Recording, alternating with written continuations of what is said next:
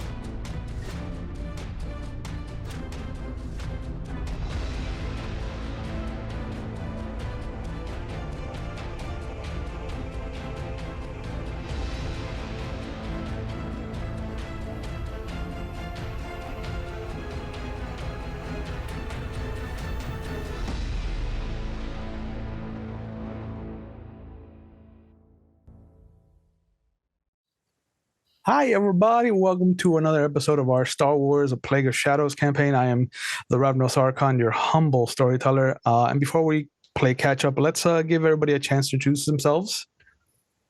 I am Amy Eternal, and I will be playing Synthresia Fire Dancer. I am Calvi Salvo, he, him, and I am playing Avix Fear. I'm Junie Vanish, and I'm playing Nimra Baymar. Hi there, I'm Zeus, and I'm playing Ven Portalak. Excellent. Last we left off, we got into a discussion about why Ven left Ossus with his father. The two Meraluka were overwhelmed by the amount of people and the emotions that they were being bombarded with, since they were on an entire planet-wide city of Coruscant. They felt a dark side pull coming from where they had left Ven, and they saw what was a Twi'lek coming out of the Portalek apartment. They learned that Deojor Portalek had been assassinated, and that the Republic soldiers were looking for Ven as a prime suspect, person of interest. Nora reached out with the Force and felt him a few levels beneath them, and the group shot down towards him. And then they were attacked by the same assassin that killed Ven's father, who turned out to be not a Twi'lek, but actually a Togruta who had shaved off the top part of his leku to make himself look like a Twi'lek from the nose down. We left off with them taking a 6-month downtime for healing and rehabilitation, for typical healthy things that people that have been through a traumatic experience need to go through. Some of them leaned into their training. Some of them have just bulked up. And some of them have redoubled their efforts to bring about as much pain as possible to the people responsible for their current life situations. But word has finally gotten to you that the Kildroma brothers are en route back. They have a small retinue of Jedi that they are bringing to Coruscant to investigate the assassination attempts and why and how a Sith got into the heart of the Republic so easily. Throughout your time dealing with therapy, be it mental or physical, images have started to find themselves in your dreams, in your meditations. Among them is a lush, deep, vermilion kind of jade jungle that is unfamiliar to you. There's an image of yellow tinged ziggurat that crawls out from the dark green canopy. There are visions of Wookiee-like creatures gathered around a ritual bonfire. There is a shadow figure pulling on other tendrils of shadow like a puppeteer. There is a blaster bolt cutting through darkness like a knife cuts through butter, and in its wake, stars are engulfed in the darkness that comes crashing back in on itself. And there is also a figure of a humanoid walking into what looks to be the same blankness of nothing that Nora and Synthracia remember from Dantooine, from Onderon, sorry. And their encounter with the Isalamiri. 6 months is a long time to be stuck somewhere, whether it be because of medical recommendations, psychiatric recommendations, what have you. As the Kodoma brothers are coming back to pick you up, where's everyone mentally? Where's Synthracia? Oh gosh, Synthracia was pretty unsettled by the strength that Sith had shown that night.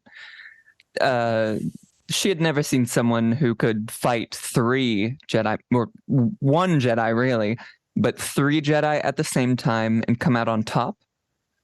And I think she's redoubled a lot of her experience. She's learned a few spells to ignore pain. Mm-hmm. She's trying to upgrade a bit of her equipment with getting a vibro rapier. She's readying herself to fight that guy again, because there's a small part of her that's like, I'm gonna fucking get him. You bring up an interesting point with your vibro rapier. The regular rapier you had before was a more primitive weapon. It was fashioned of steel and iron and polymers. The vibro rapier has a power supply, and because of that, how does that affect Synthracia's fighting style? I would say droids are very hard to see with Miraluka. So what is the difference between a droid and like a powered weapon like that? So a powered weapon would give it an aura that makes it, it would crackle with energy, but the blade itself becomes like harder to perceive. So there would be bright flashes along the haft length while she is wielding it. The rest of it is obviously more of that like dull into the background that most like random things have. But it makes it strange because she has to get used to the bright flashes of power that erupt along the blade's length in the way that she finds it difficult to look at like something like a lightsaber because it's blinding. This has a few elements of that just because of the physical like power source to it that is a little bit tough to look at. Okay.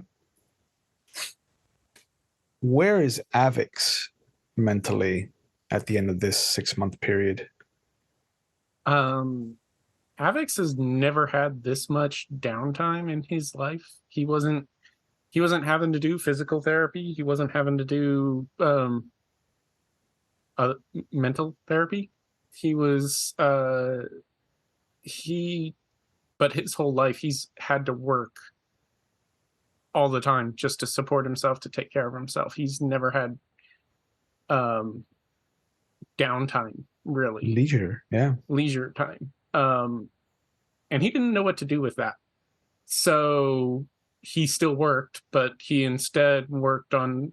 He went and just was trying to improve himself. He spent some time with the other folks that he was with, because he's always had a little bit of force sense, but he's been trying to push that and develop it. And he's also just spent a lot of time trying to develop himself. So he didn't have a lot of the trauma that everyone else got last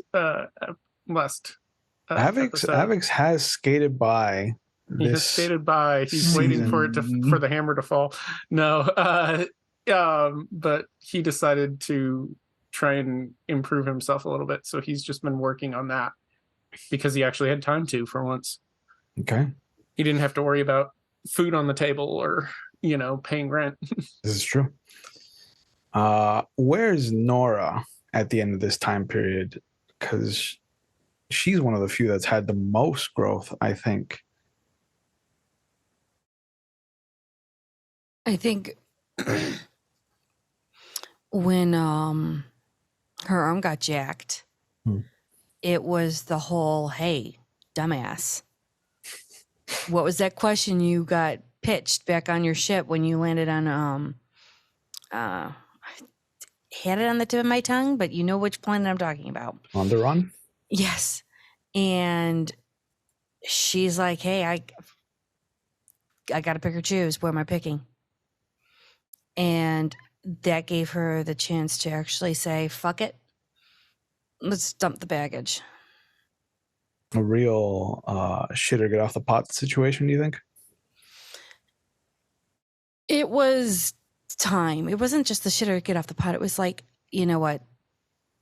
You're done doing this. Let's get better. Let's heal up. Not just physically, but mentally. Yeah. Has using her mother's lightsaber helped or hindered her growth? Helped. Okay. It more or less kind of gave her that peace of mind that, yeah, she's still there. But it was kind of like that gentle hand holding. I'm here if you need me, but you've got to find your own way. You've got to make your own path. And as she started to do her own thing, she started losing the extensions and only kept one, which was the same color as part of her mom's hair. That's the only thing she kept. Okay. Stopped trying to be the tough person and just be that inner person she's been guarding and protecting in this little jar because she was so tired of getting hurt. So the Adigan crystal hasn't rejected you entirely? No, actually, it brought her more into herself and who she was and helped her actually drop the outer persona of being a tough guy. It's giving her that sense of accomplishment of, you've done this for so long. Drop it. Let's be who we need to be. Okay. So she's not as hard and crisp. She gets a little kind of frustrated, but she's not as brash as she used to be. All right. And now switching over to somebody who I think has become hardened. What has Ven been doing aside from physical therapy and healing?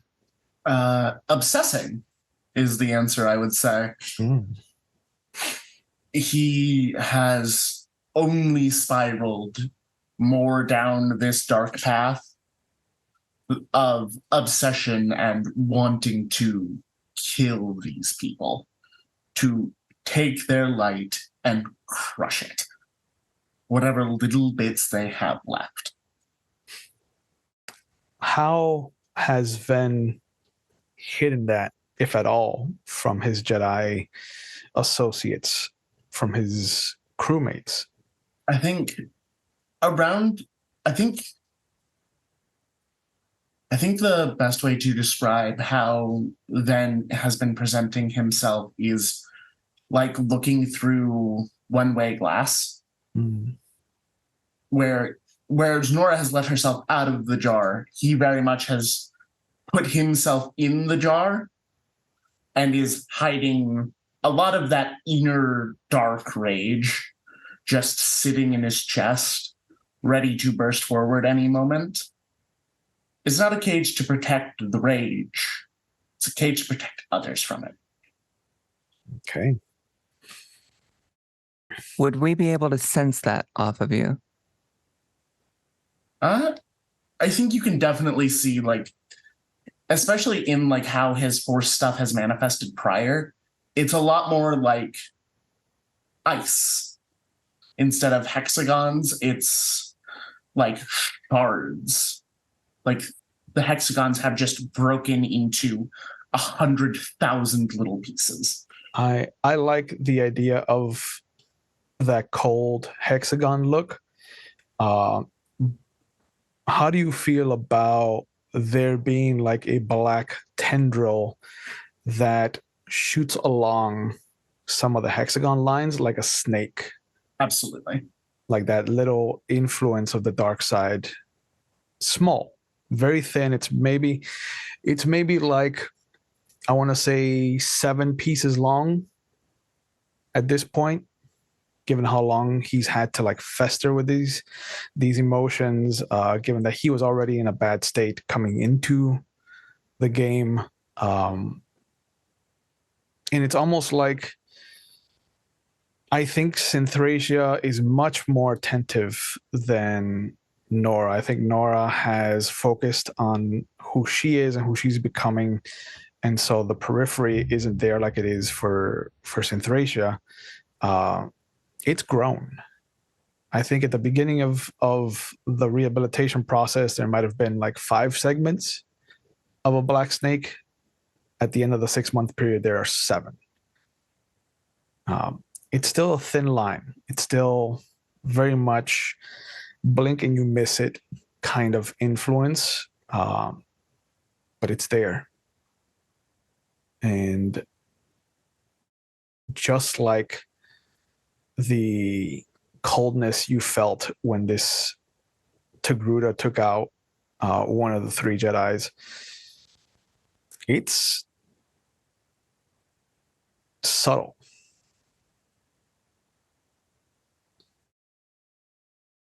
Very subtle. Bringing it up even makes it recede for a time. Like it almost vanishes from the little honeycombs that you've grown attached to Ven's aura. But just like light always casts a shadow, there at some point there will always be that very almost imperceptible snake starting to slither through the honeycomb.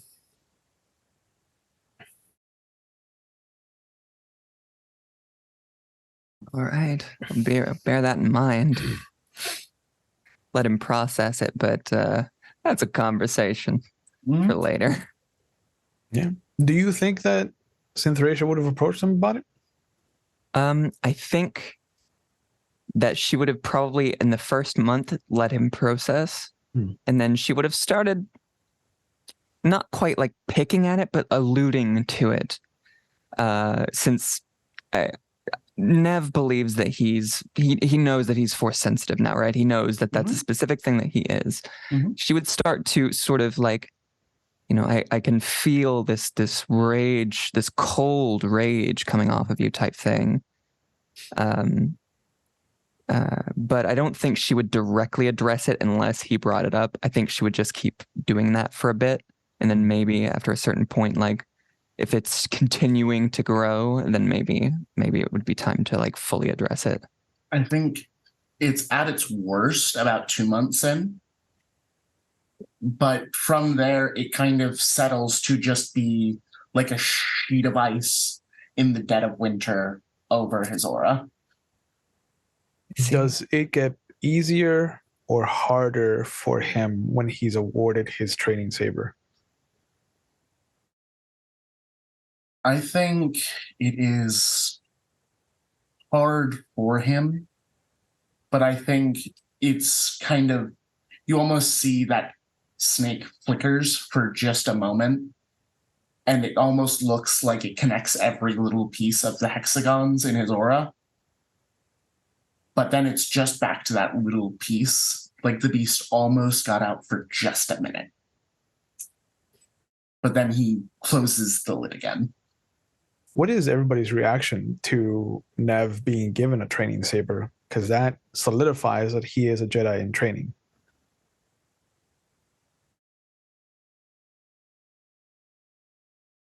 View it like a coming of age that I would have had.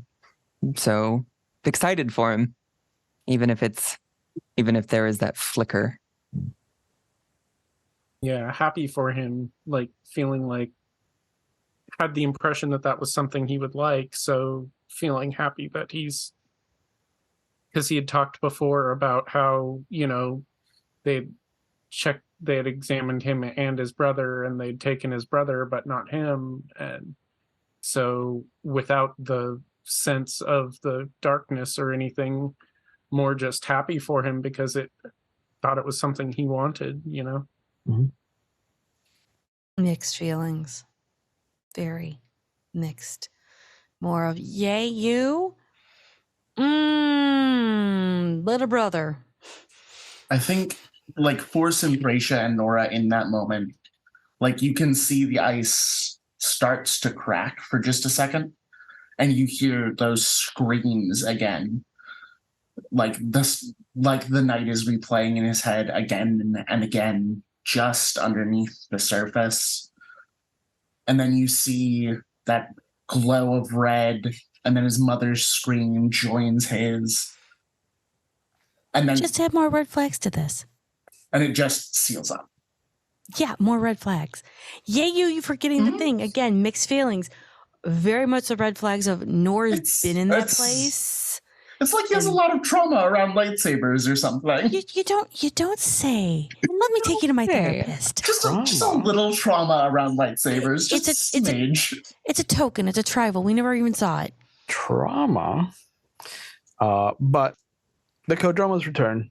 They drop off the group of Jedi that have been assigned to figure out what happened, why the Republic's defenses were skirted in the way that they were, why there was a Sith assassin in the middle of the senatorial tower.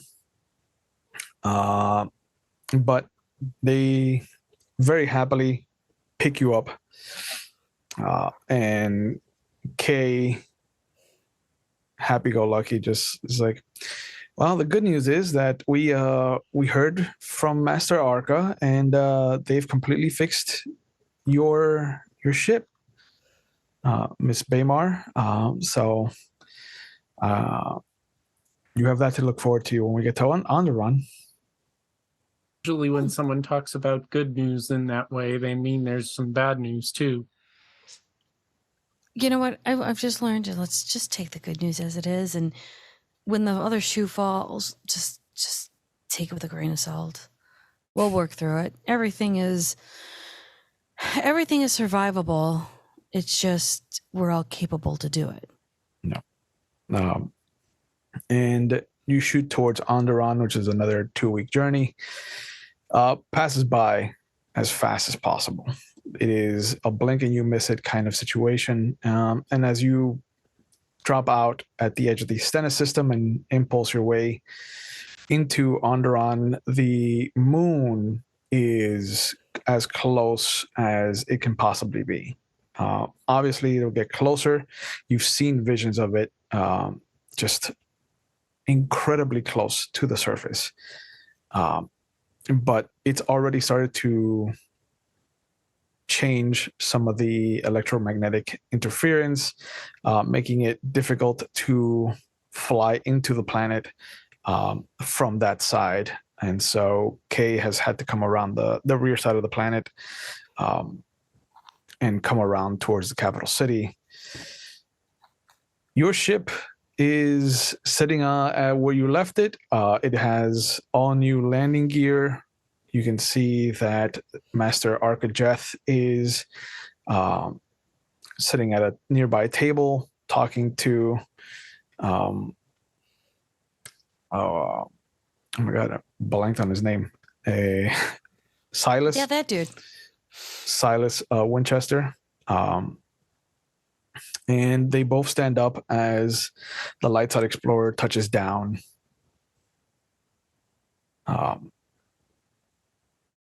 Everybody greets each other. And Silas kind of comes over. You've been gone a while. Everything all right? It's been a long 6 months. You Telling me. found the Sith you were looking for. Yeah. Oh, Well, he found us, you found the Twi'lek? not a Not a Twi'lek. Twi'lek. A Twi'lek. Then you did not find the Sith I was looking for. No, he was just disguised. What were they called again? The ones with the top and bottom horns. Togruta? Yes, he had cut away the top horns, which is very strange, but it made him look like a Twi'lek with his hood on. You see him pull out a data pad and he starts shifting through some of his pages, and he holds up a drawing, crude, but very much similar to the Togruta you saw. This guy? Yes. Oh, yes.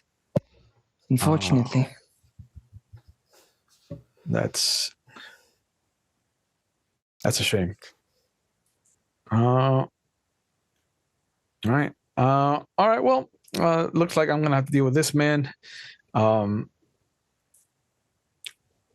I'm gonna stick with these guys. And he points back to Archijeth and the Kodromas. There might be a line for that.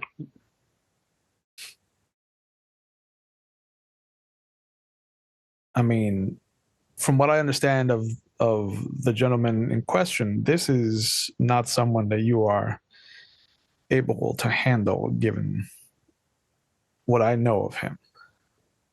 What do you know of him? I know his name is Ravahak the Broken. He's a student, if you could call it that. Might be more akin to a slave to the Twi'lek that I am looking for. So they're connected. I believe so. Student, he was able to take on 3 Jedi at once and come out unscathed, or almost unscathed. Got him, cut one of them right in half. You see, he makes a note of that on his data pad. Cut one in half, you say. Yeah, yes, I said. Yeah. Was he wielding absolutely. one lightsaber or 2? I felt there was only one. That's all I could feel. All right. Yeah, things are proceeding a little off course from what I understand. Care to explain? The less you know, the better. But We're I need dragged into to. this. Right. And I need to find him as quickly as possible. The issue you have facing you right now is the rig. Did you That is true. get access to it? The sort.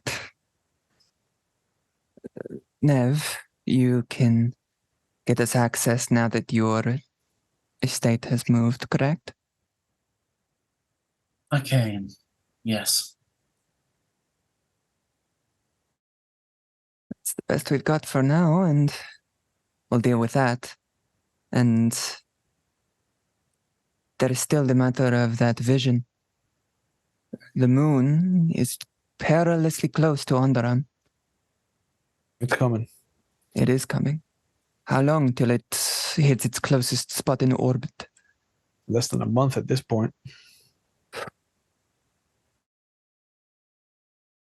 Okay.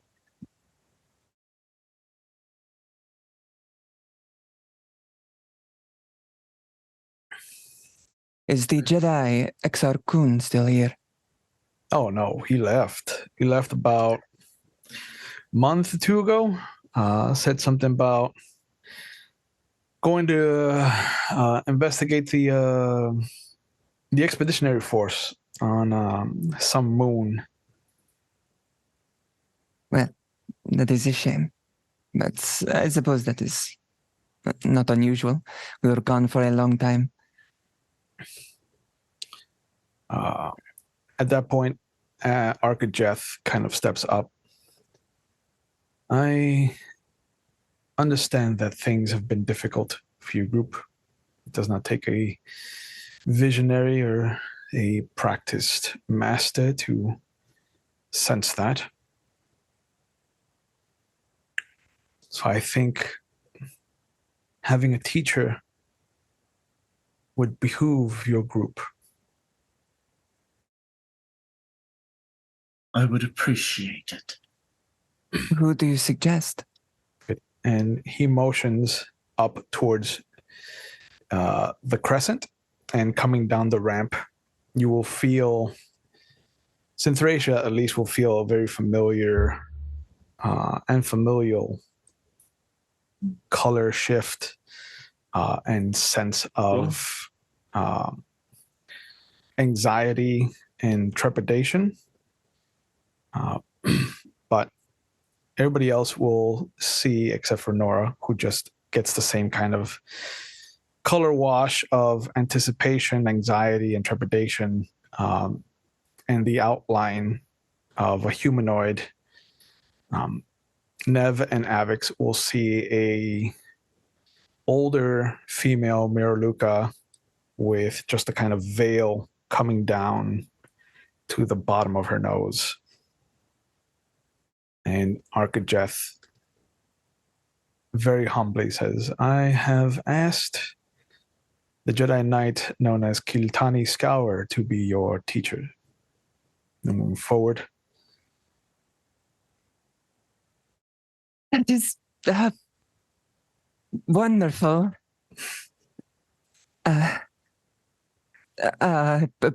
Appreciate it. I'm sure we'll learn much. And she bows her head slightly. I look forward to teaching all of you in the ways, most of you, and she looks directly at Synthracia, in the ways of the Jedi.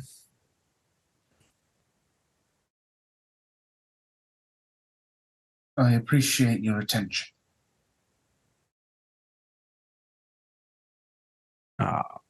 Silas will grab Nora and pull her aside. Hey, the rig can get dangerous really fast, from what I understand. Yeah. So keep your head on the swivel. Okay. How? I know you're going to not tell me a lot. Mhm. Bare bones. Give me stats. What am I walking into?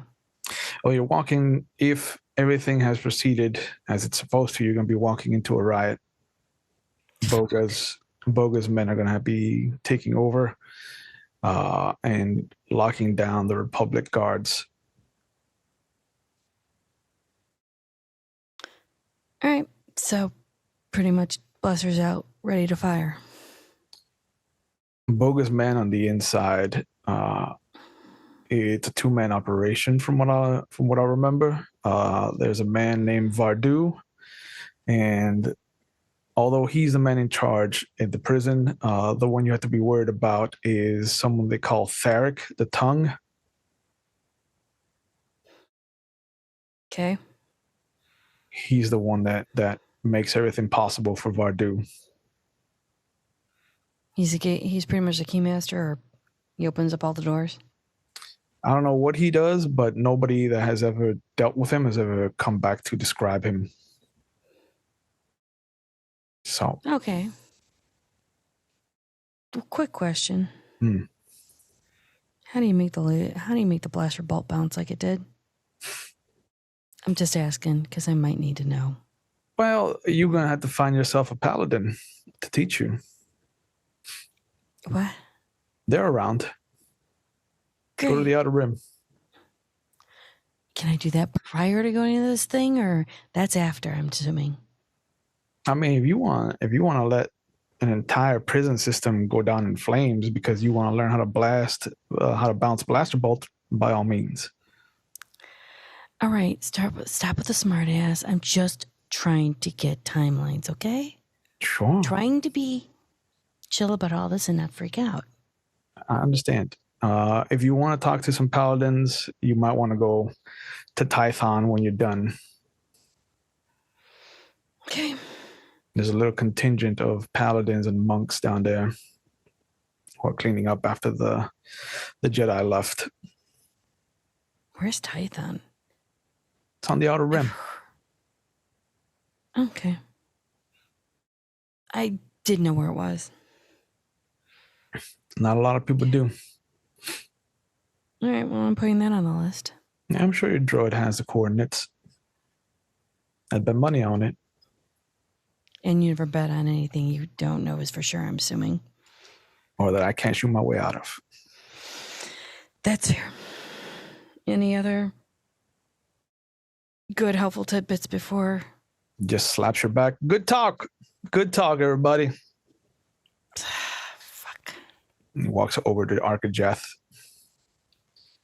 There's a young human girl who comes down the ramp as well from the crescent, holding a bag, and she bows low in front of Kiltani Scour, who returns the bow and kind of puts her hand on top of her head, almost like a mother.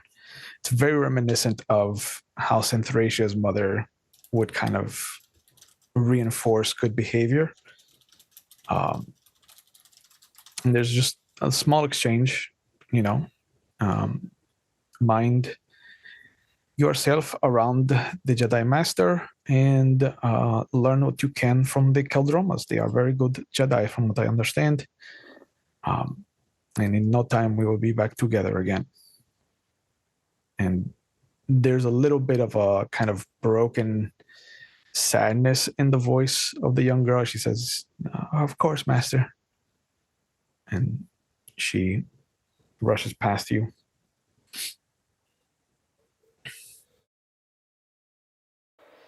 Mr. Young. well, we have a mission. How long will it take us to get to this? Before the event on Onderon, right? Week, maybe 2? From what I understand, the rig is less than a day's travel from here with impulse power. So with micro jumping, we could be there by the end of the day. Excellent. Okay.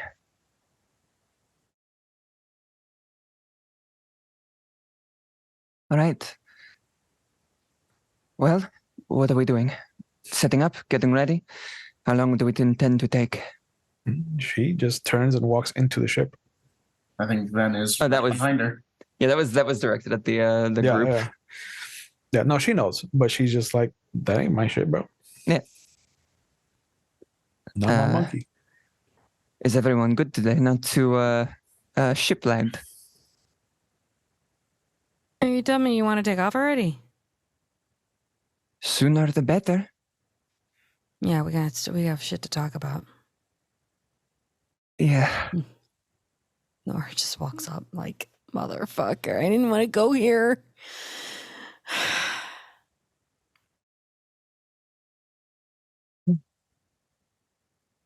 And she'll start getting droid ready to start flying and everything. Yeah. Droid immediately welcomes you back. It is good to see you again, Miss Nora. It's good to be back on here. Missed it. It's quieter. So much quieter. There is a difference now that there are no children around. What? You said it is quieter. I was merely relating that it is a fact. Oh no, I was on a planet with a lot of people on it.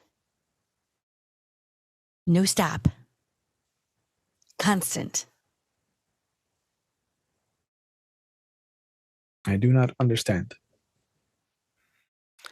Think, lots of droids in one room. They don't all speak the same language, and there is a constant musical pulse. We are That all doesn't outfitted stop. with translators that have over 6 million languages. What if they don't have the translators? That would be an outdated group of droids. It doesn't matter if it's an outdated. Never mind. No, not getting into this. I've gone through 6 months of therapy. Nope. Nope. That is good for you. And it starts to waddle into the cockpit.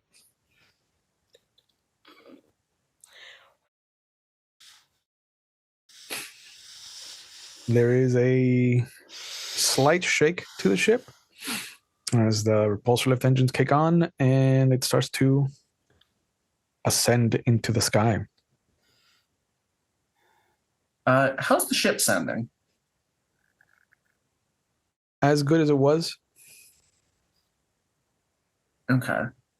There hasn't been any real touching going on with the engines or any of its power supplies. The only thing that was replaced was the landing gear. Okay.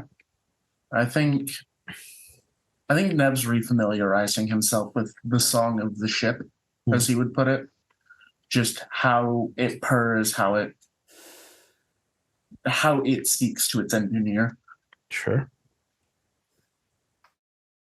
There is also definitely on the ship as we are going to this place, there's a pretty noticeable tension with Synthresia, and it's not about battle. It's anytime she's in the room with Kiltani, there's some tension there. Just like she doesn't know how to. She's like a cat trying to decide like how to hop up onto a couch.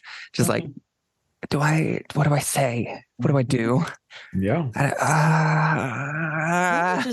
Nora just kind of goes and says, "Be yourself." I tried that. No. I learned. Be yourself. Either they accept you or reject you, but you're being yourself. That's all anyone can ask for. Fuck it. Go with it. But she is family. I don't want to disappoint her. I just No. Look, again, expectations. Oh my God. I went through a whole month of that kind of that therapy. You are going to go with a false narrative that somebody else has placed upon you.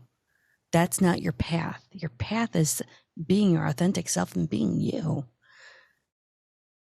If she puts something on you that isn't part of your path, then that's a false narrative. Yeah, it is. I just I think worry about her, or don't even worry about it. Don't worry about disappointing her. She should be worried about disappointing you. And you disappointing yourself because you weren't living your authentic truth. Look, we're going to get into a riot situation, so it's kind of like need it all in here right now. I think go ahead. You'll hear Ben over the comm link because he can hear across the ship at the moment, and he'll go, "If she doesn't like you for you and the fake image you present, and she does like the fake image you present, she doesn't really know you. Family loves each other unconditionally."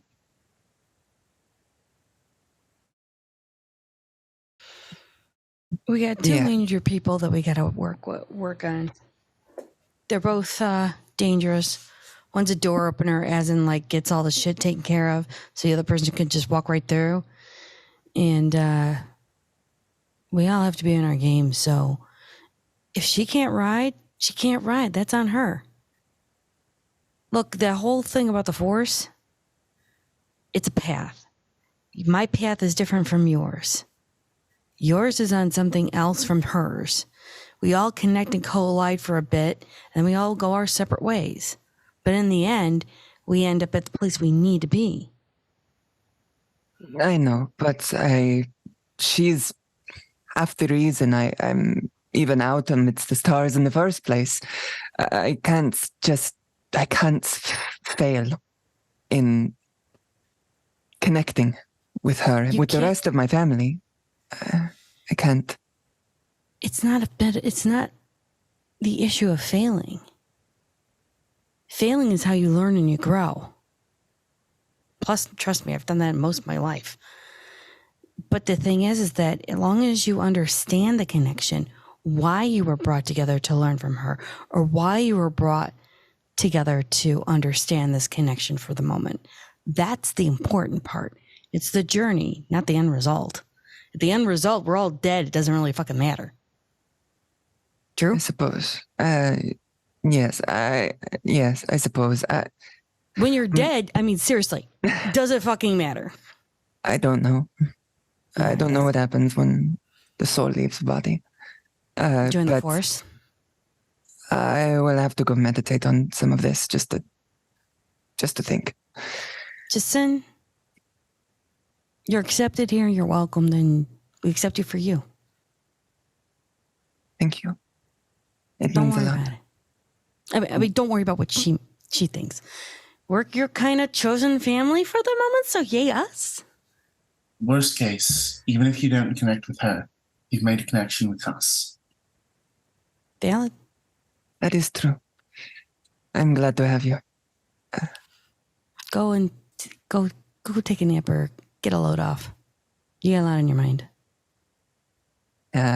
She's going to go into sort of the room that is like probably been cleared out as like a training room and just meditate, use the magical primal force that she pulls on to, just something to distract her mind and try and like sift through those feelings. This is not something new to Synthracia. And as you start to blank everything around you, the noise, the colors, the spectrum, there is a familiar sensation. What color is Exarchun to Synthracia? Exarchun had a sort of mass of coalesced red pierced through with blue and black. It was a very interesting color that sort of washed into one another. It was like they were feeling their anger and using it almost as a shield, which would have been, in her view, impressive because often anger flies out uncontrollable.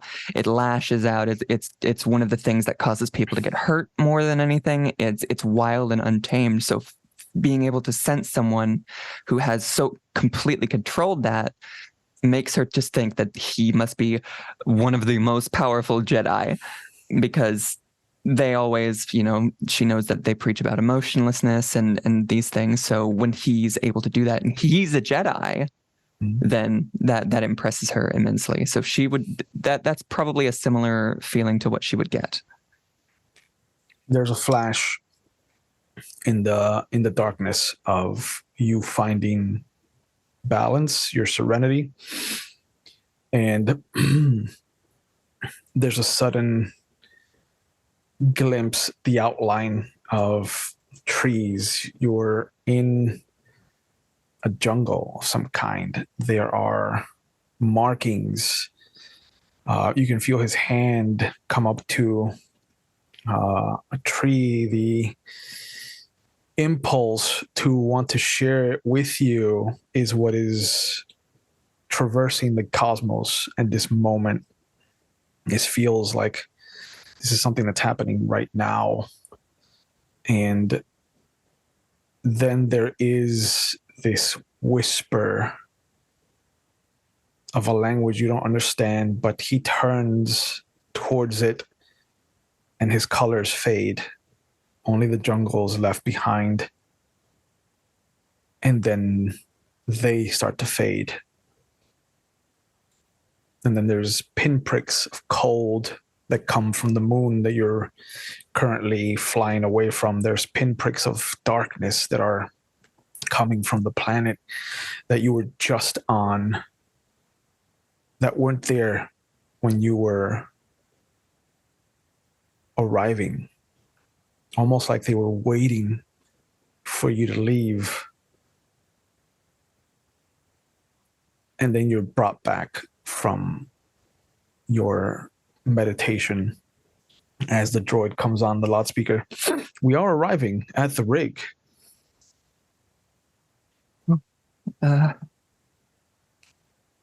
Another Strisha's gonna push that down. There's not a lot we can do about that right now. But on leaving this fucking place, it's probably gonna come up. And as you come out of the room, you see that the Jedi is standing not outside the door, but definitely like a few paces away. Her hands are cupped in front, like one in the other in front of her. Her head is down. And although she doesn't shift her head, she knows you're there. And her voice is soft, softer than it was on Onderon. You have seen something, yes? A vision. I sensed him pushing out towards you. Exactly. Yes. There were. That It was on is for you to know. But I feel that I must warn you about him. He is one of the strongest that I have seen with a saber. But there is an unbridled force of nature within him that will be his undoing.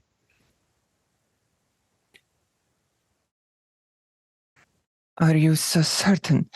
He seemed to have this control that I've never seen before. It was strange. A wash of color controlled in an aura, a tight bubble, whereas these emotions might have been freely lashing out and struggling against one another. They seemed to be almost working in tandem. It was impressive, but I don't... Would he lose control like that? He is spirited. He wants more of the Jedi than we have been willing to give. Who can say what might push him? But I have never felt safe in his presence. I envy you if you do. I will take your words into consideration, Miss Gower.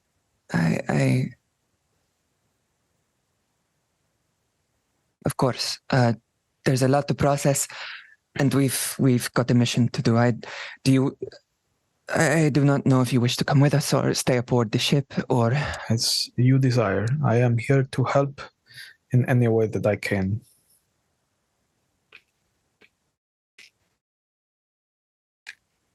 And you see she takes a step towards you. There's that impetus to close the distance between the two of you, and then she stops. Her colors shift instantly from what might have been something new to Synthracia back to the color that you remember her dominating her, which is duty and her sense of honor and doing what has to be done. And she turns and starts walking towards the cockpit.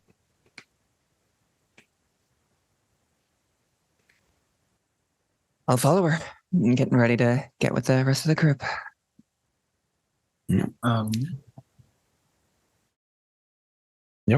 As we're getting ready to arrive on the rig, I think Nev would like to attempt to put up lightsaber combat. Okay. Would you like me to roll for that, or just since we have time beforehand? No, if you got time, so everybody's gonna feel you pulling on the force. You're gonna have to keep that up. Okay. So it's gonna eat up one action automatically. Moving forward, just so you're aware. Heard. Okay. But you notice that there's no return communication as a droid sends a comm down about landing, and as it just kind of hovers over the landing pad, one of the two landing pads on the main building, it turns back to look at Nora. What would you like me to do, Captain? Set it down. Understood. And as the ship comes down, you feel the landing gear touch down. You feel a new sensation of kind of like a little bounce as it comes down. And then you'll feel the energy. Nora and Synthracia will feel the energy force field kind of closing above them. Avix and Nev, if you guys are in the cockpit, you'll see the blue kind of shift of color above, as there is now an atmosphere in the landing quarter.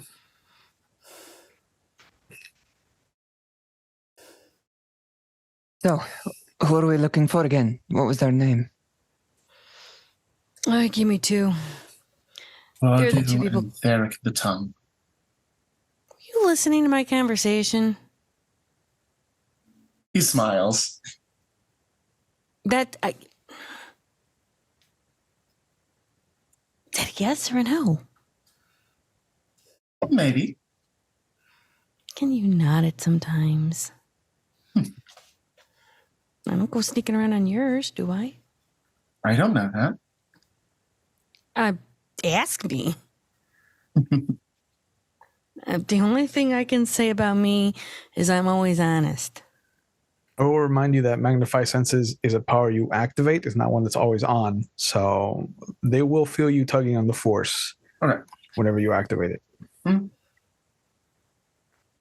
I will always be honest with y'all, so just a notation mark.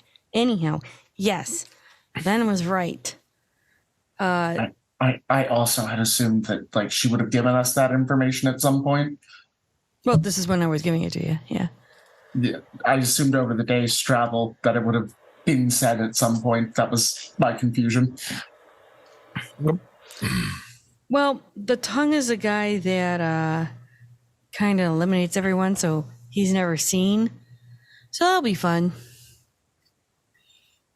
Well, He's the worst of the two. We technically cannot see him, so This is true. maybe we'll And get to away our scot-free. I could only dream that. And It's going to be right. It's going to be a sucky ass situation.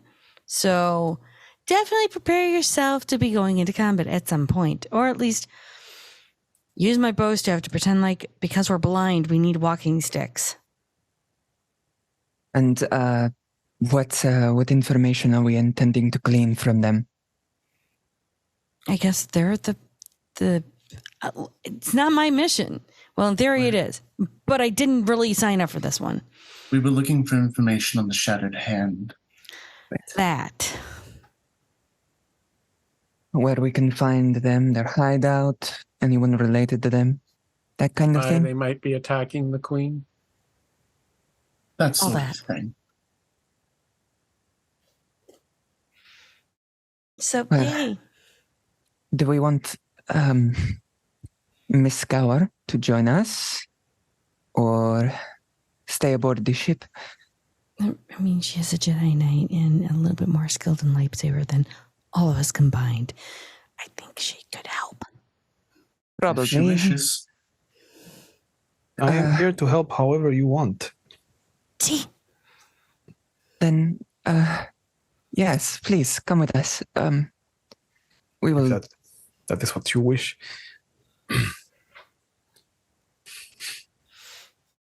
Oh, I did. You didn't bring your apprentice, right?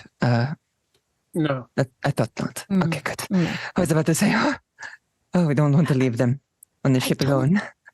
I don't think we'd ever want to bring an apprentice to a riot, let alone a war. Technically, all of you we are have one. apprentices. We are all of some form of apprentice. I don't think we're going to bring a child Okay, that is better. I see. into a riot or maybe a war, so We just need to get this information and get out. That is the only things. If we can solve the prison situation, also likely would grant us a great deal of favor.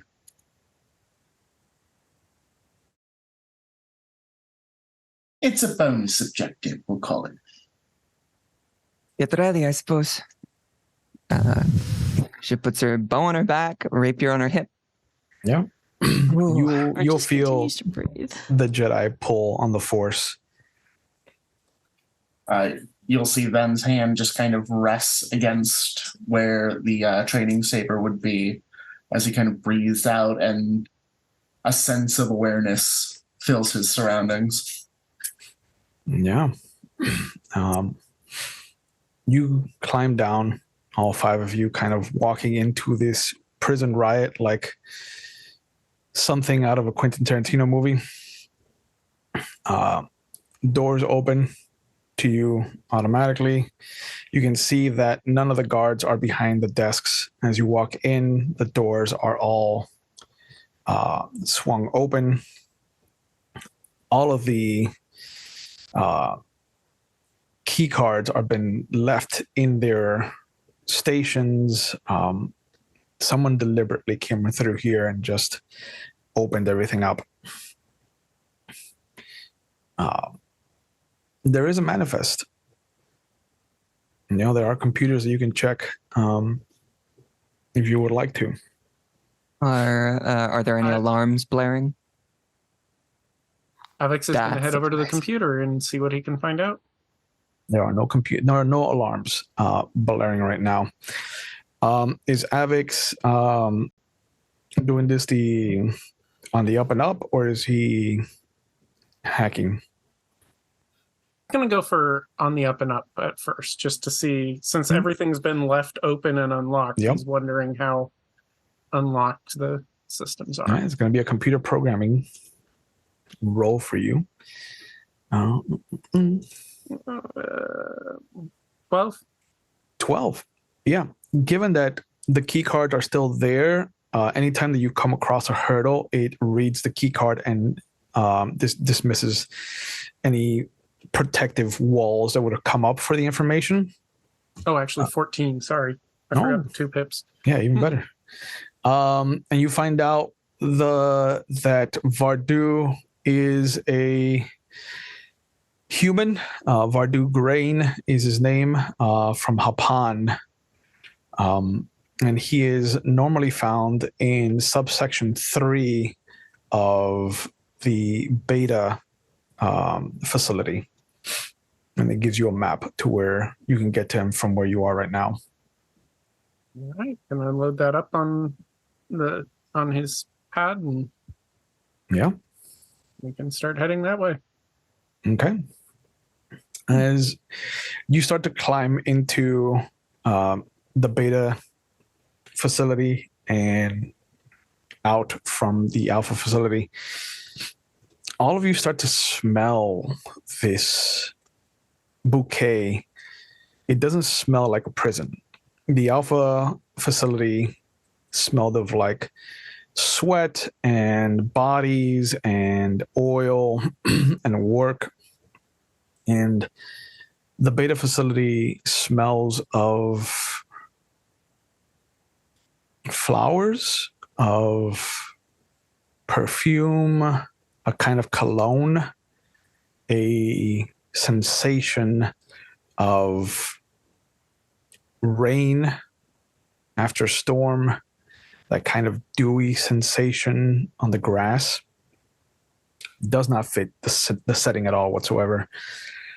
And there's just this sweet scent the closer you get to the heart of the beta facility. And you will see that there is a whole squadron of people in Republic Guard uniform, particularly the prison uniforms, just standing in a hexagon formation around a table where you see this human sitting on a makeshift kind of throne, just looking at a data pad and swiping orders out from it.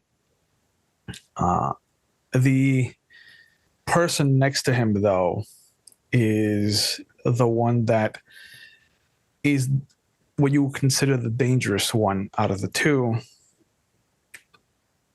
Avix, could you describe your previous owner to the group, please?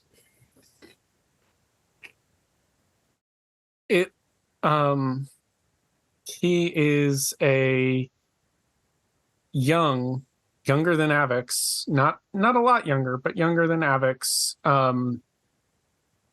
Faline. He is taller. Avix is already 2.2 meters tall. He's even taller than that, but he's thin. He's clearly had a pampered life before now. And it doesn't sound like the prison has been one to make him bulk up or anything like that. But he's got he's got an air about him of someone who knows people and can get things done. And has the connections to make those things happen. His eyebrow arches as he sees you with this group, and a smile comes over his face. And I think this is a good point to go to break. I knew it. Oh, damn it. We'll be back in a few minutes, guys. Oh my God. Ooh, welcome back. Just to carry over from a discussion we had right before we came on, 7 exists, 8 and 9 don't exist. Okay, I will accept that. Yeah, 8 and 9, more like Garbage. There were no movies there. No. 1, 2, and 3 are straight garbage. I'm sorry to break that to you. If you're a fan of the prequel trilogy, find a better trilogy. Is there an updated machete order recognizing the new sequels? I mean, I think everybody just stops at 7. Yeah, you just stop at There 7. you You go. don't watch 8 or 9. You don't. That works for me. You God, watch A New no. Hope 2 and then you go on with your day. Yeah. God, 9 hurt And then me you in a way I can't wonder, describe. where the story could go.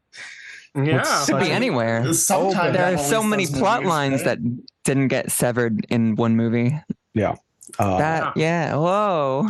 But before break, we did leave off with you guys coming into a prison riot, finding your way into the beta facility, and discovering that the person you're there to talk to has his own Faline that has history with Avix, as far as out of character goes. Not a riot yet. We've only really seen a few people and no alarms, so Yeah. I feel like all the fighting's got to be in the next section. But the Faline standing next to the Hapan human just kind of turns up to your group and raises an eyebrow with a smile as he recognizes Avix. What? You couldn't get a message to your father to get you out? Oh. How much of a mouth you've grown on you since you've got your freedom. I encourage open communication. Avix, do you know this person? Is your neck still a size 12? I have a collar ready. This Well, bastard what's your owned size? me. I think I might have a collar for you. Let's not do this. What is your relation to Avix?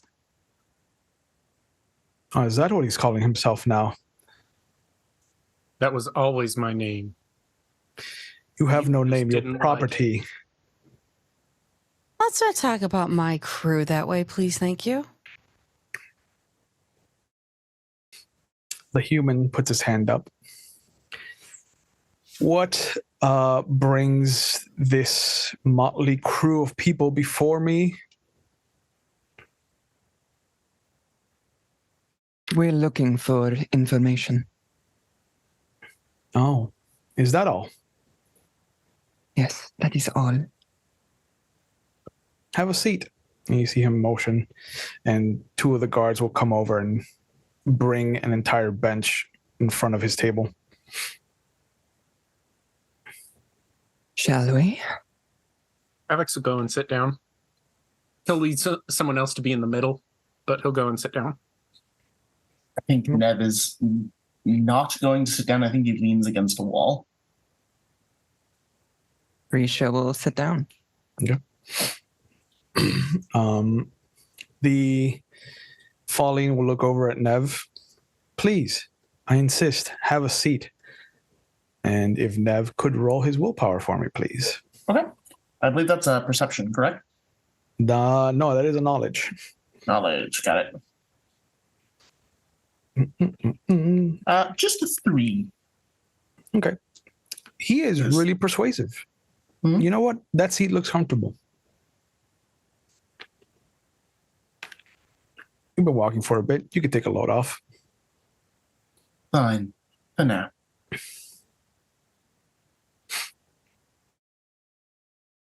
Does Nora sit? She's debating it for the moment. She's kind of like doing like this. I want to eye lock with him, but I can't because blind. Mhm. But still give the perception she's eye locking with him for a moment. Sure. She's weighing her options. She's not saying no, but she's not saying yes. Yeah. After a few seconds, if you don't sit down, he will turn his attention towards you. I said, have a seat, please, woman. And if you Is want to that a give me a request? willpower roll, I'd love to give you a Ooh. willpower roll. 3 extra dice. Someone's used to getting their way. I see. I know, right? And why am I going to do that for him? I mean, I only have 3 extra dice because I've been having the power up the entire time you've been here. That is true. So We have been smelling it. Mm-hmm. he who smelt it dealt it. Yeah, I thought it was the other thing around, but this was a containment center to stop that. No, silly goose. Silly people who would do the smart thing and mask the scent of, That's 25. Okay. You have a moment where you look at the bench, you look back at him, and then there's just this thought that creeps into your mind of just like, I have been walking an awful lot recently. And before anything else crosses your mind, you find yourself leaning down and sitting on the bench. If I have to sit on the bench, she's going to make it so that she's barely sitting and like extending her legs out just a bit, Mhm. just to be like, fuck you. Sure. But Avix will recognize the smile that comes across his face. It is definitely the smile of somebody that is used to owning others and making them do what he wants. What emotions are we getting off this guy? The Falleen is giving off a lot of pride, a lot of control, and a lot of domination. Which is weird because he is the second in command of the Hutt group here. And the human, by contrast, is controlled, calm. And once everybody sits down, he brings his hands up, crosses his fingers in front of him. So what information can I try to give you, and what information are you going to trade for it?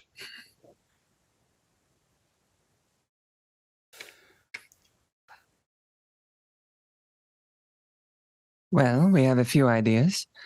I suppose it depends on how much you know. The information we're looking for is in relation to a powerful group called the Shattered Hand. I've heard of them. Heard of them?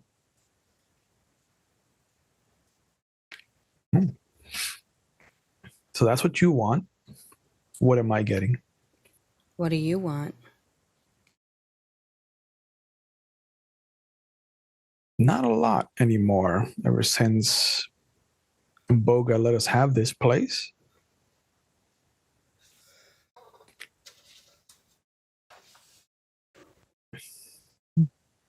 Suppose that's fair. Paradise for you and your ilk? It helps to have friends. And he pats the falling's shoulder as he stands up.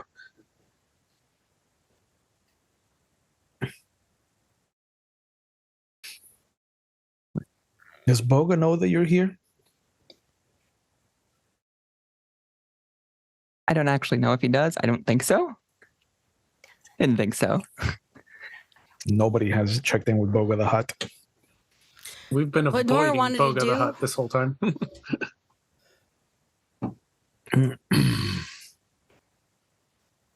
Sorry, what Nora wanted to do? Or wanted to go to Boga. That is true.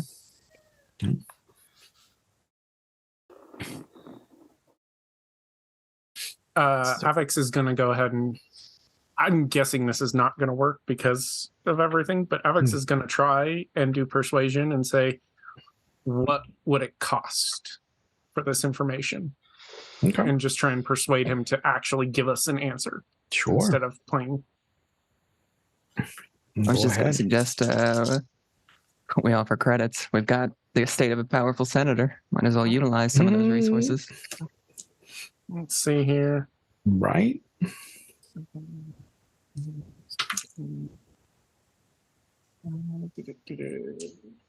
18. Okay. You don't know if it's because he's been in this other Falling's persuasive aura this entire time, but he kind of looks at you as you ask him to just tell you what he wants, and he's just like, I understand that you are the same race and you might be used to. Oh, I'm not using pheromones, just to be clear. I know, but he thinks you are. Okay. And he goes, I've developed a little bit of a resistance to your people's drug, if one could call it that. Good for you. Nora looks confused because normally she could smell when this is going on. She's just like, there's no pheromones being used. Not by Avix. Oh, I know. That's exactly why she's giving that confused look. Yep. But Vardu comes around the desk.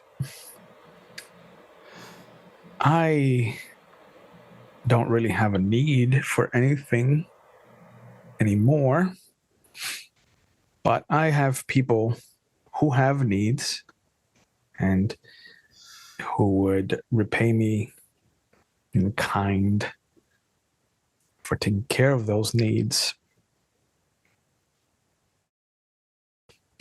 Understandable. What's the job? Just a simple delivery There is no simple deliveries. You Well, know this that. is the simplest of deliveries. You're going to take a few of the people that owe me favor and take them to Onderon. That's it. Just deliver them to their freedom. Deliver them to their freedom, and then you give us the information on, or what you know of the Shattered Hand. Oh, and I know quite a bit. Do you? You seem like quite the guy. So I suppose I can't tell the lie there. These 3 people, or how many? You said 3? There are 4. 4, my mistake. Yep. Something wrong with them? Do they have a plague, a bomb? Oh, no. They had disagreements with the law. That's all. I see. Can I try to do the system equivalent of an insight check to kind of catch what he's masking? Sure. Cool. I'm going to spend a character point on that because I feel like he has a decent die pool at subterfuge. Just a guess. He might. Remember, you can use your character points after the roll. I know. I just don't trust my luck, so. Sure. That's a 13. Okay. Ooh, I rolled the low. It's higher than a 13, so that's what matters. There is definitely a shady sensation coming off of him. He's not telling you anything. He's using car salesman pitches. It is most definitely easy to tell that these are people who should not leave prison.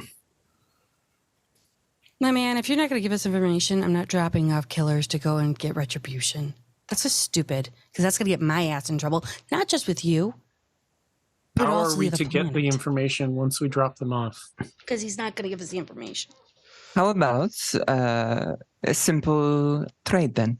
We do this, and before we let them off of the ship, you send us the information. And then we let them off the ship. How about you send someone with us with the information? And they can tell us when we I don't drop them off. I don't particularly need to do that per se. I have an agent that I can arrange to meet you in Onderon. What's their name?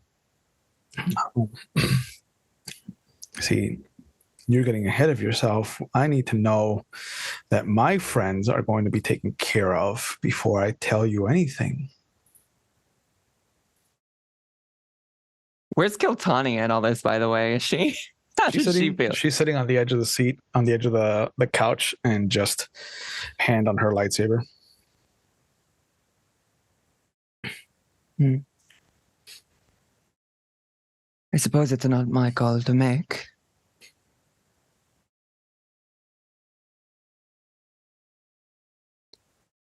I'm going to sort of ply and pick up on the emotions of this guy when he's speaking about these individuals. Do these individuals have names? We can come up with names for them to make it easier on you, so you don't have to worry yourself about who they really are. You can sleep much better at night because of that.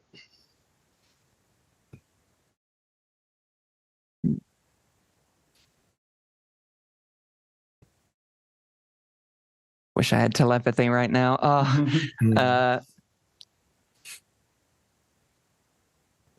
Well, Havix is going to start pushing out pheromones at this point. Okay. Not doing anything yet, just starting. Yeah. And Tharic will clock that and turn his attention to you. Mm-hmm. But Vardu's still sitting on the edge of the table. It's a simple request, really. 4 lives for the information you want on the Shattered Hand. think I'm losing more of the deal than not. I haven't heard anything, and 4 lives, that's quite a cost. I mean, given what the Shattered Hand is capable of. I don't know what the Shattered Hand's capable of. You're just talking now. I mean, the last big thing that they did was kill a couple senators in Coruscant, so their reach is Just a couple. extensive. I mean, Yeah. we know someone who did that just now. Yeah. So you've dealt with the Shattered Hand then? No. Something a little bit bigger. There's nothing bigger than the Shattered Hand. Oh, then you're sleeping in a small galaxy, my friend.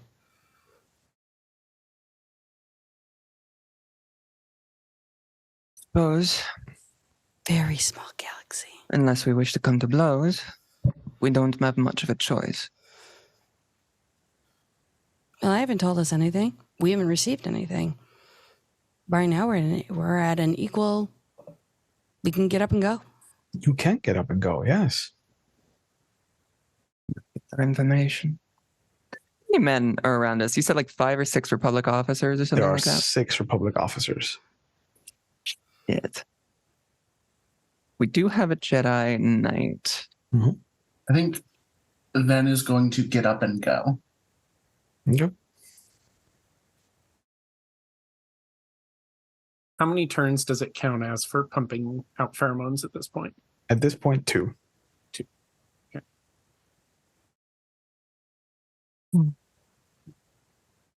Well, Captain, I leave it up to you. No information was Oh, no, I'm still here. There you go. Yeah. No, I didn't unmute. I was fine. Yeah. If you see the green, we're good. No, Nora just gets up and goes. No information was given. Nothing lost. Yep. Nothing gained. And Kiltani follows. Avix will get up, but he'll hang and wait.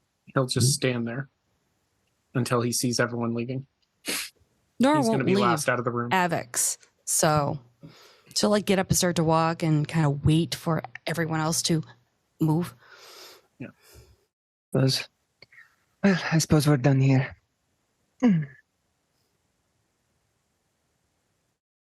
She'll stand up and begin to walk her way out. Avix will follow in behind everyone. And then right as we're leaving, as we're starting to leave, Avix is going to tell the Republican guards to stand behind us with all the persuasion he can. Ooh. Roll. Ooh. Question. Sure. I don't know if this is something I can do offhand. My brain is forgetting things because at the table. Mhm. Is it a separate power to enhance a separate person's attributes, or could I do that with what I have? It is a separate power. Okay. Unfortunate. I was going to try. Yeah. Yeah, no, I get you. So do I get 2 rounds or 3 there? I'll give you 3 rounds. Okay. Okay. Not a bad roll. But I don't know if I can fight 3 rounds of your... Yeah. enough. Let's see here. 8 plus 12 is 20, 25. 32. Well, you get your choice of a force point or 3 character points for the first heroic roll of the evening. I'll take a force point there. Okay.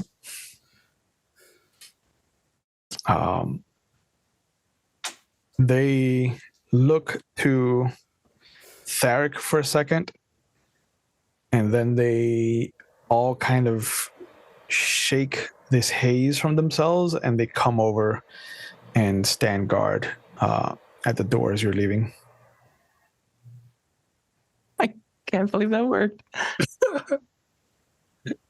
a good roll. That's your powers of persuasion never cease to amaze, Avix. Then let's go, shall we? He Yeah, smiles. Let's not hang around.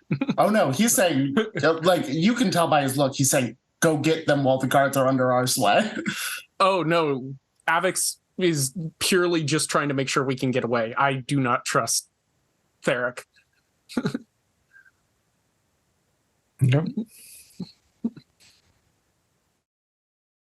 You make your way back to the ship. It is littered with inmates. Of course. There You, are people climbing in and out of it. Avix is just going to Bart yell, goes in. get out. It's her fucking- And again, persuasion. He's done at this point. Yep. Think can Ven help that by igniting the training saber? Yeah. Which I imagine most people can't tell the difference between a training saber and a lightsaber. Most people can't. Nope. So Definitely What am have I my rolling here? fiber rapier out as well. Yeah. No, If you show wait. any sign of force, the inmates will run away. They're not Okay. looking to fight. They're just looking to get off the fucking rock. I am poor North will guys. go just walk into her. It's her ship.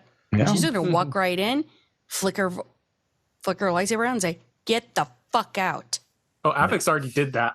Yeah. Not the Yeah. lightsaber part, but he just said, mhm. Oh yeah, no, Yeah. she's backing him up. mhm. Yeah, no. Like I said, any sign of aggression will make them run away. These are not the hardened criminals. These are like tax evaders and thieves. So any sign of aggression and they book. Yep, and she's gonna tell the Prague the moment that all those people are out and we're in. Shields. Ben's gonna do a search check because he doesn't trust any of this. Sure. He'll drop. Yeah, Avix will join him in that. Okay. He'll- Yeah. He'll drop his lightsaber combat so he has a spell pool. Okay. Yeah. Roll your searches. That explodes. Nice. That Good shit. almost exploded again until I dropped it. That was not as good. So So 11, 16, 21. That's 27. Yep. I spent a character point as well. All right. What did Alex get? Excuse me. I only got 10. I rolled low. Okay. You both find somebody hiding under the beds or in like a foot locker, just kind of like contortion themselves into the foot locker or as far under the bed as they can. But immediately when they're found, like their hands come up. They're like, hey, don't shoot. Don't shoot. Out now. Sure. Yeah. Hey, forget about it. Empty your pockets. Dude, we don't got pockets, my friend. Anywhere you would hide something. Oh, God. Oh, okay. And you see him start to take off the top part of his jumpsuit. Hmm? Then we'll just watch him trading saber pointed in like a fencer style. And Perhaps something he's picked up from Synthraker. he will pull out a couple of battery packs from his a-hole. I knew that was coming. Hmm? I knew that was coming. Can we not do the prison pocket, please? No, he asked for it. Listen, I'm not letting them steal our shit. Yep. 25 credit power pack. Not getting off of my ship. I But would hey, have paid the Watching 25 that. credits not to see that. Thanks very much. you Be know, gone. Sometimes it pays to be a Marilucan. and you just if you don't reach out to grab it, then you just put it on top of the bed. You're like, there you go. There you go. Hey, You- hey. And he puts on his Out. Yeah. Hey, I understand. I know where my bread's buttered. And you just see him scratching his butt on the way out. Oh my gosh. He'll go ahead and sanitize the bag. Because, having feces around, not good. Yeah. What's a couple of shit particles between friends? Ew, we're not friends. We're not friends. Not with that attitude. All right, so what? We get into contact with Voga. He'll probably ask us to do something equally as unsavory, you realize. You do realize that he would do. Look, I wanted to go to Boga at the first. Nobody listened to me. Now we're here. Now we have to try and get off because now you have to open up the force fields. His price may not involve people dying, at least.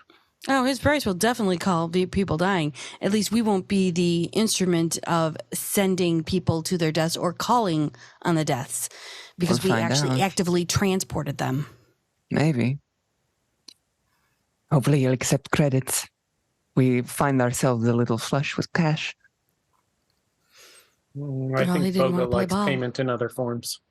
Maybe. Have you ever met a heart that would turn down credits? This is true. There were several in the Senate. That's because they had more money I than don't the know if I Force. believe that. She's going to look at Prague and say, can we get this force field up? Let's get going. We don't need to be here anymore. Have no way of sending a comms to the computer. Okay.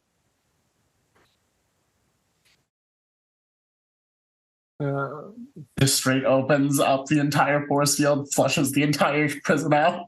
Security. Okay. There are no firewalls because they left the key cards in place, so it will not be a rough road for you.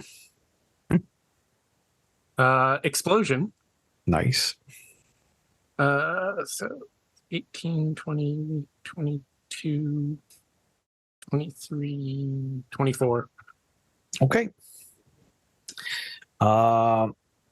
You're just opening the force shield, yes? Yeah. Just making sure we can leave. Okay. I will mark your dark side point then as the force shield opens. And because nothing was prepped for that, all of the inmates that were scrambling to get onto your ship to find some way off the rock, find some way off the rock. Unfortunately, Did you just fucking kill all those people? yeah, all of the Mirror I thought we Luca, had given them enough time to get back inside, okay?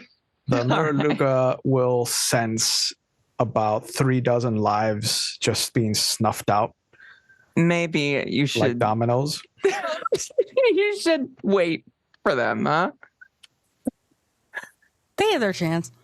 Mm-hmm. Oh my god! Time. I say I this don't is want Junie. 4 innocent lives caused by us weren't kills innocent, they were 3 in a dozen They fun weren't men. innocent. prison. They were prisoners. No. I don't expect anything less from the guy that turned starship lasers on people running. Exactly. Mm-hmm. Right? This is par for the course, as far as I'm Yeah. concerned. Grisha's eyes are about this wide. What the hell? What did you do? You open up the force field We like I needed asked to him leave. Maybe some alert? You can see them floating and turning into icicles above God. you. I mean, I would. I mean, you can. Yeah, we can. You can see the You can life. see the force being snuffed out, yeah. Yeah, you can see the life being drained out of them as their blood boils. Avex will just lean over to Prague and say, "Let's go." Affirmative. And the ship takes off. You can hear and feel some of the thuds as the bodies are bounced off of the hull as it flies up and away from the rig. Reverse operation. We did not win.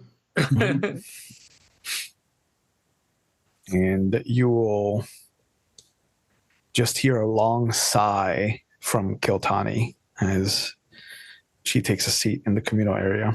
Mm-hmm. There is a haired long sigh coming from Ben. And I think Ben will just try to distract himself from the dozens of lives that were just lost with a little bit of lightsaber training. Sure. Because what do you do when people die around you? But you practice with your lightsaber, Yeah. as you do. I mean, it's something to distract him from, the essence of death in the air. Correct. Hey, Grisha is rattled. Avex at this point is just numb and he just wants to leave. So yeah, Sure. as long as we're on the way, he'll go back and sit down somewhere and just try and like meditate, basically Sure. clear his mind and not think about that place. Yeah. So what is going on in Centrasia and Nora's? Oh, I just killed like 36 people. I mean, you didn't, but you were there when it happened. Yeah. Oh, come on. It's not like we haven't done that before. Yeah, when they were attacking us. These guys tried to sneak on our ship. To And they're run. prisoners. To run.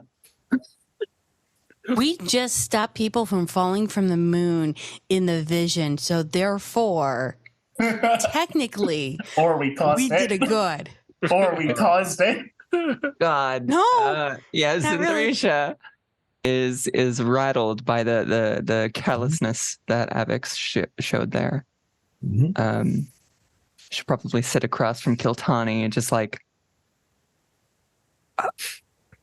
I don't even know what to say. What is there to say? Your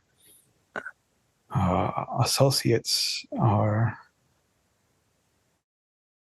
headstrong and impulsive. It is no wonder that Exar Kun has taken to you.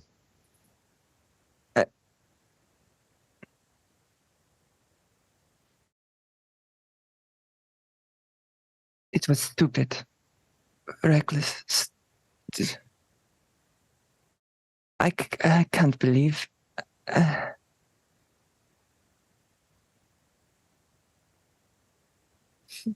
Division. She's just trying to change the subject. Yeah. It is important. When we left Onderon, I had it on the way here.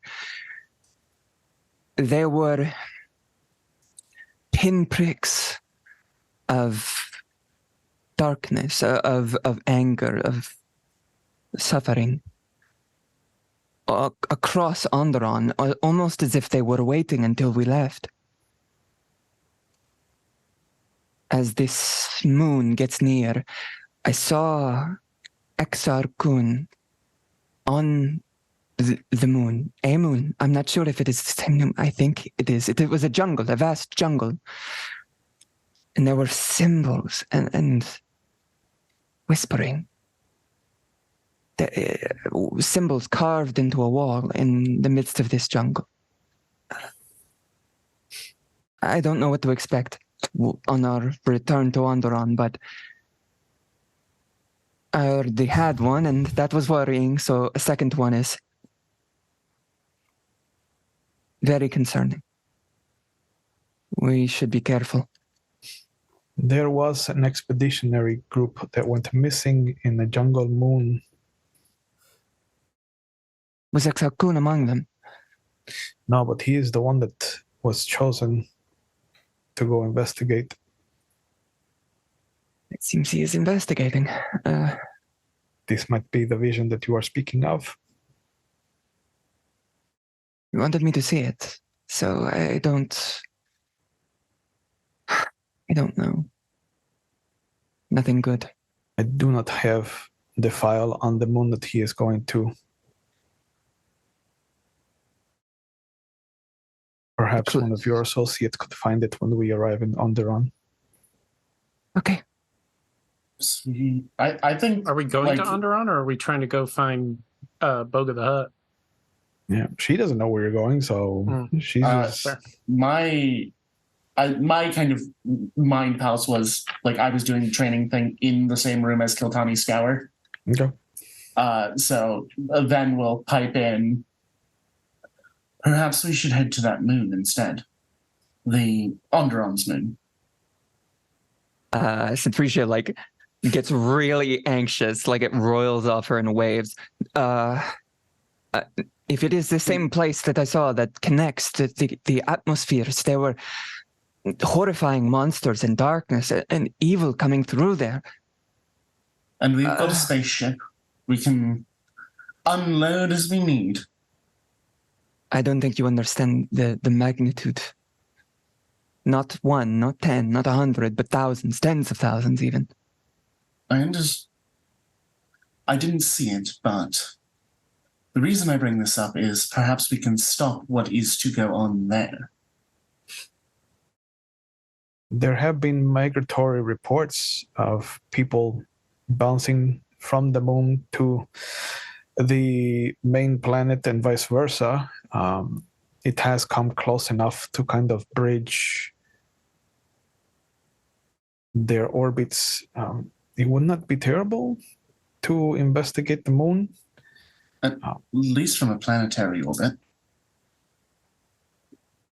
It would be difficult given that the magnetic spheres of both planetoids will interact with each other and make readings very difficult from the ship.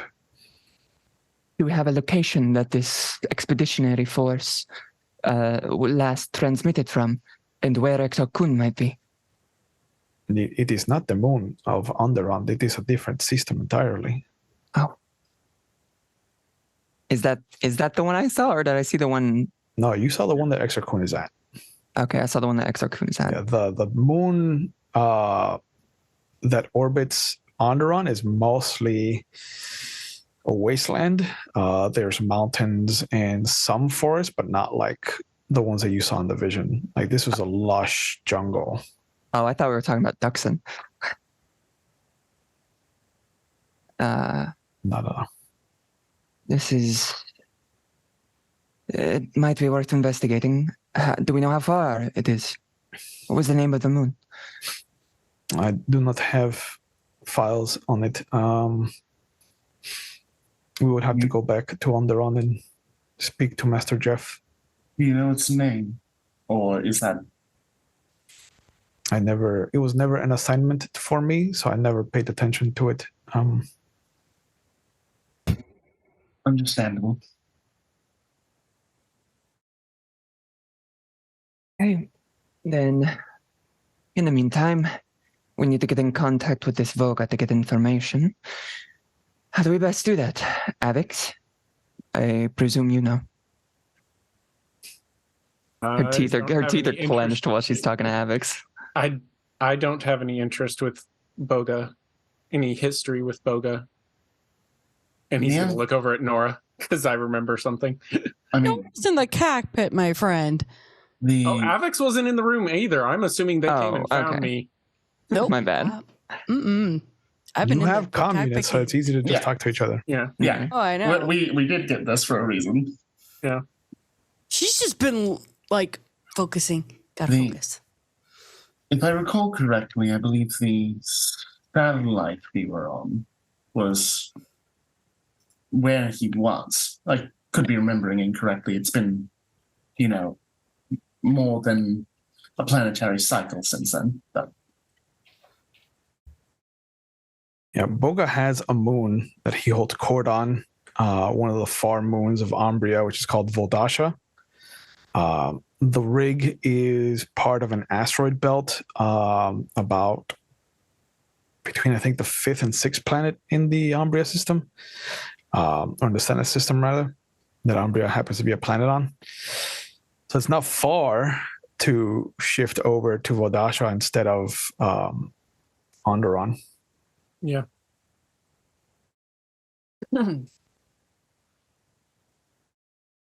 Well, Nora, speaking of my comm unit. Give me a minute. I got a tornado warning. I have to find out where it's at. Oh, okay. No worries. Avix, your man knew or worked for this Voga. If he You've did no when I idea? knew him, I wasn't aware. When I knew him, he was just a rich man's son. Let's see. Still a prick, Then not associating with these types. maybe best to head to Onderon then and see about this other planet. No, I still feel like we need more information about this shattered hand. We didn't get any from the rig. That wasn't going to happen. I doubt Boga will be more reasonable, but maybe his price would be one we're more willing to pay.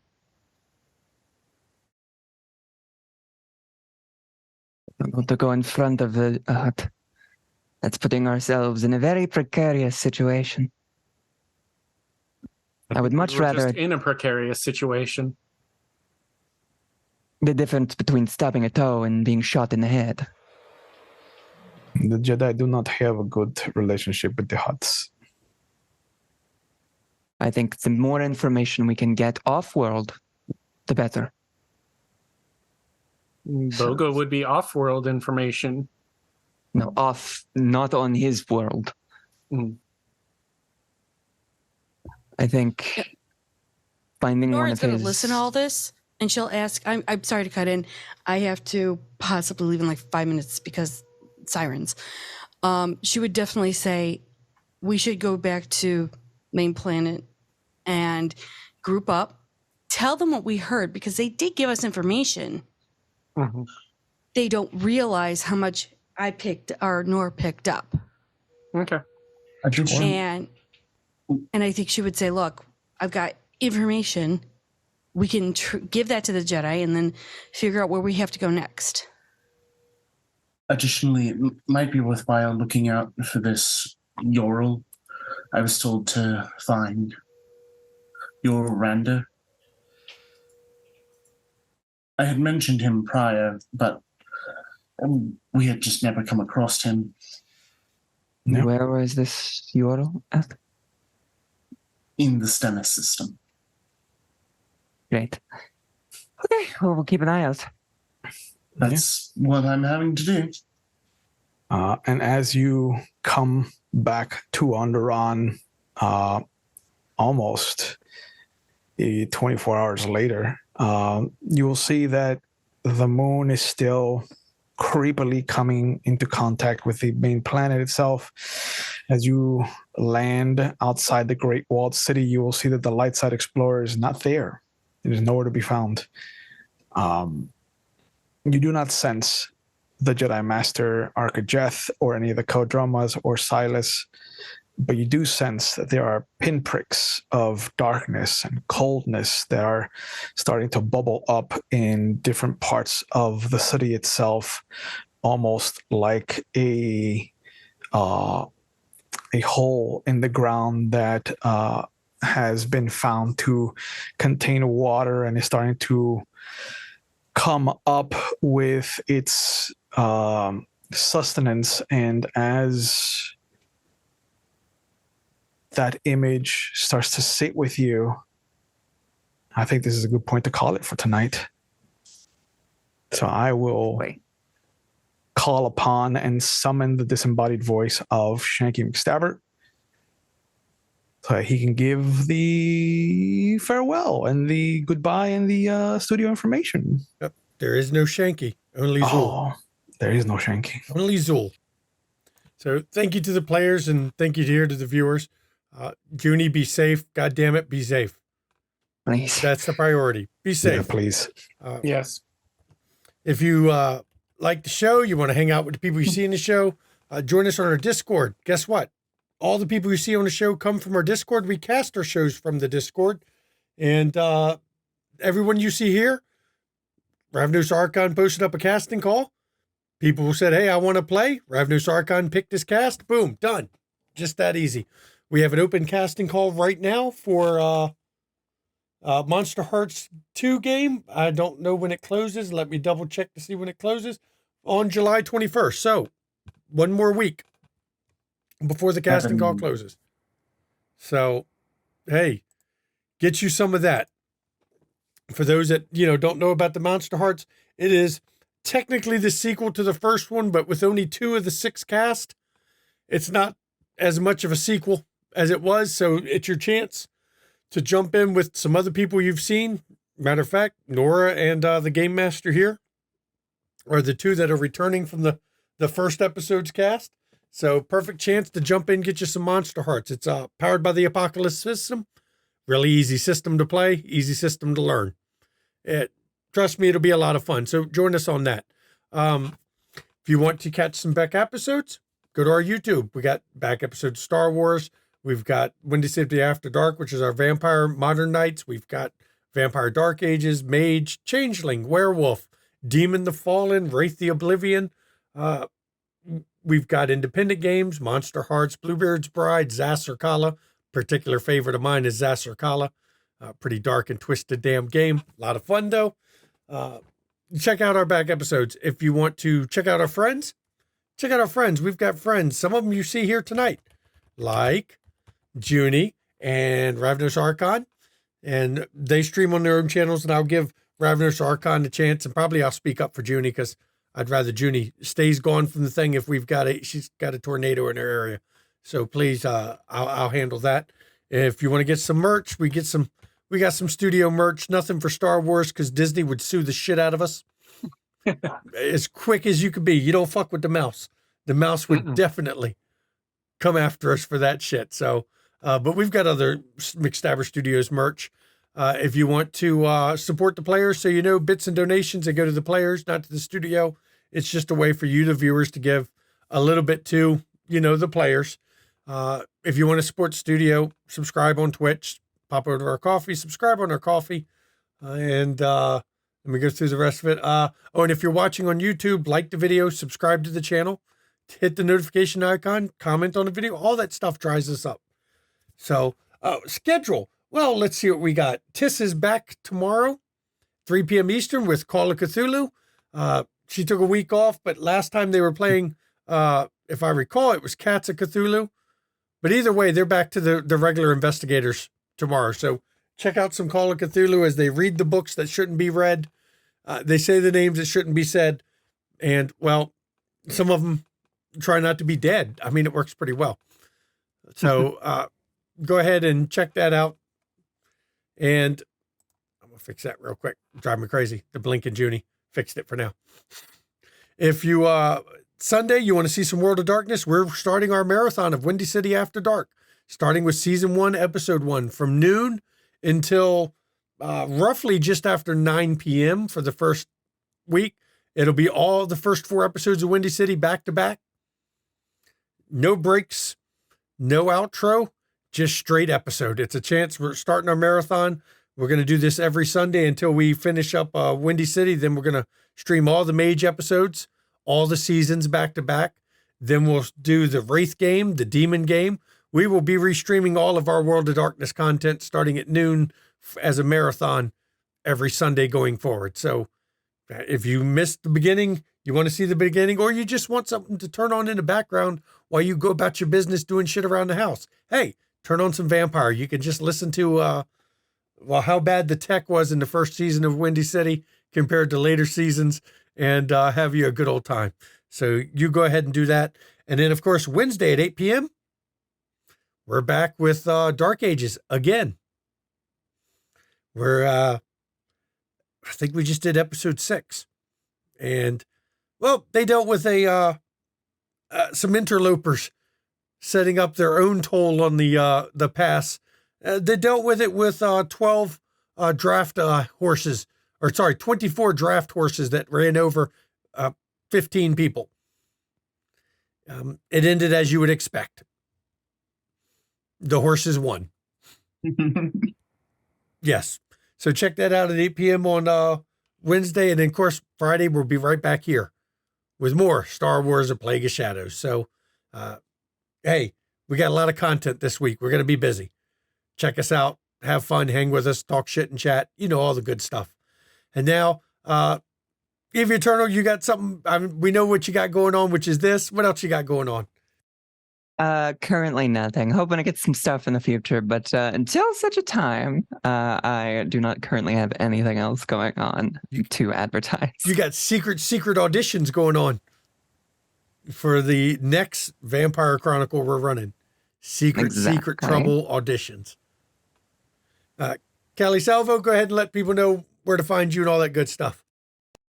So I don't have any other games going, but I am a moderator over at the Discord and on the Twitch stream for the Questionable Authority, Mike Dunford. He's a lawyer who likes to talk politics and law and how politics are affecting law and legal shenanigans. And he does that usually twice a week. If you come join the Discord, you can chat with other people who are interested in those kind of things and also get notifications when streams are going to go live. And be fair, even if you're not into the politics part, that just the tech talk over there, sometimes you learn some crazy stuff. Some really interesting analysis of the subs went on there when the sub imploded. I mean, the crew over there is a wide range of skills and knowledge and not afraid to share it. True. So Junie's not here, but I will tell Junie, follow Junie on the RPG table. She does vampires on Saturday evenings. Sundays, she can be found playing DC by Night on, if I'm remembering right, it's Roll Call Studios. And then from time to time, you see her on Ravenous Archon's channel in the Seven Seas game. You also can see her here at Wednesdays for Vampire Dark Ages. So Junie's all over the internet. Nev, what about you? Let people know about you. There, I'm Zeus. I storytell over on KG Nights, where I am your mage and changeling expert for that setting. Additionally, you can catch me on the RPG table, where I play Robin Bird. You can catch me again this week on Roll Call Studios, where I will be playing Antonio Valdez, the Gangrel Primogen. And you can catch me here Friday nights. For now, yeah. And now, Will, Ravenous Archer, Chew will love it on Twitter there. What you got going on? 2 more Fridays of Star Wars is all we got. Yeah, what's up, everybody? My name is Will. I'm the Ravenous Archon. I have my own channel here on Twitch where I do Vampire the Masquerade 5th edition on Mondays. It's a 2-part story telling a Camarilla chapter and an Anarch chapter with 2 separate casts. We're taking a break right now, but every Tuesday has been for Werewolf of the Wild West and Legend of the Five Rings.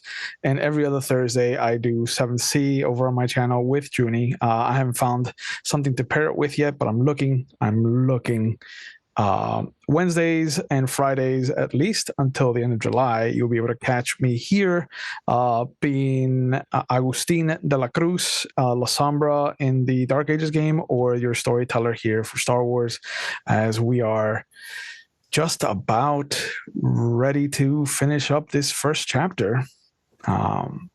I hope you guys have been having a lot of fun, because it is one of my favorite systems to run and to tell a story under. So that's me in a nutshell. The first of many. Yeah, the short version of the name. Yeah, because don't let him get going on his full name for Dark Ages. You'll be sitting here a while. Have titles too. Yeah. So that's where you can find everybody. And as always, when we end this stream, mental health, it's not a joke. It's not a laughing matter. We here at McStabber Studios take mental health very seriously. So please check in on those around you. Reach out to your friends, family, loved ones, people you haven't heard from for a while, and make sure they're okay, because I know a lot of people are not okay. And sometimes it just takes a lifeline, a friendly voice, somebody to show a little humanity to help somebody off the edge of the ledge there, people. And if you suffer from mental health issues like many of us out here do, right now in chats, a list of numbers you can call or text 24 hours a day, 7 days a week. And you will get the assistance you need. There'll be a professional on the other end of the line to talk to you, and they'll help you out and work you through it to help you, especially if you're in crisis. Please contact them, because mental health is health, people, and it's okay to not be okay. And we want you to be around for a while. And I know if you're not in the U.S., we have our non-U.S. viewers. Findahelpline.com. Put in your country of origin. You will find out the helplines for your country so that you can get the support you need. It's very important, everybody. And since my wife isn't here, I'll do her part of get your vaccines. All your vaccines. Dear God, polio is making a return. Words you never thought you'd hear said. Polio is making a comeback. It should not be making a comeback, okay? That's something fundamentally wrong there, people. So get your vaccines. Please take care of yourselves. Register to vote. If you're not registered to vote, what's wrong with you? Get registered to vote. Vote in the elections. The president's important. The House is important. The Senate's important. So is the local and your state level government. All levels of the government are important, because all levels of the government are currently under attack. You know, it's a multi-pronged attack on all levels of the government. And I'm not going to tell you who to vote for, but I am going to tell you, look at the group who wants to ban books, who wants to start a culture war over anything they don't like, who wants to take away body autonomy, who wants to make population of the U.S., certain groups of them, second-class citizens and less than everybody else. don't vote for those people. Because I got to tell you, trans rights are human rights, reproductive rights are reproductive fucking rights. It's all a human right. And if you think, well, it's safe because they're not coming after me, let me tell you, the nature of that kind of work is there's always got to be someone to go after. And they will continue to add more and more people to it. So you may not feel you're being attacked now, but you're next. Inevitably, you're next. That's how this works. So please, everybody, register to vote. Make sure that you're voting for the ones that at least give a shit about human rights, okay? And I do thank everyone for coming. And I thank these players. 2 more episodes, huh? We'll see if everyone survives. Good night, everybody.